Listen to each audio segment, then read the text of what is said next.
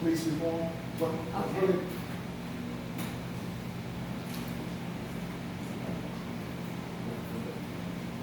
I know as we take a look around the country right now, it is a lot that's going on. However, in Leesburg, we haven't had so much of an issue. However, I do feel that it's necessary that we go back and look at the policies and procedures. As an entrepreneur, that's one thing that I do in business. I go back and look at our policies and procedures. Take things that's out that we don't necessarily need.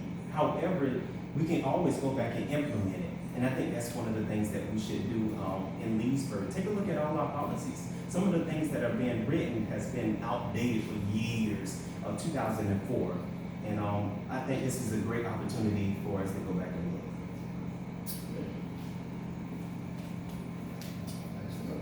Okay. So the question was our take on police reform, is that correct? yes, ma'am. So I'm in Lake County, in Claremont, Florida. We have a great leader in Chief Broadway, first black chief in our county, so that's really great. So when we speak to police reform, because as Mr.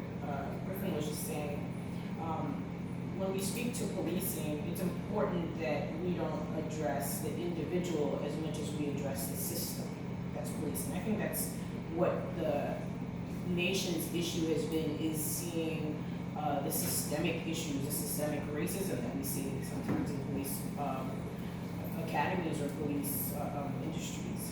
And so it's, the word accountability is really what comes to mind when I think about police reform. How can we, as citizens, both as citizens and as police, come together to hold one another accountable?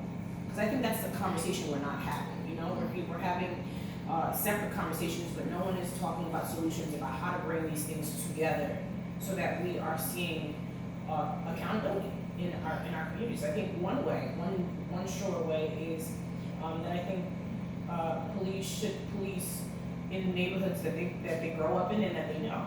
Because just, I mean, with anyone, policing or going into a neighborhood you don't know, you're going to be more than likely you're going to be frightened because you don't know who's in the neighborhood, you don't know, people's reputations or backgrounds or things of that nature. But I believe that if the police officers are grown up in that neighborhood, they know the people of that neighborhood, then it's easier to build a trust. I think that's what's lacking right now, is that there's a distrust between police and civilians.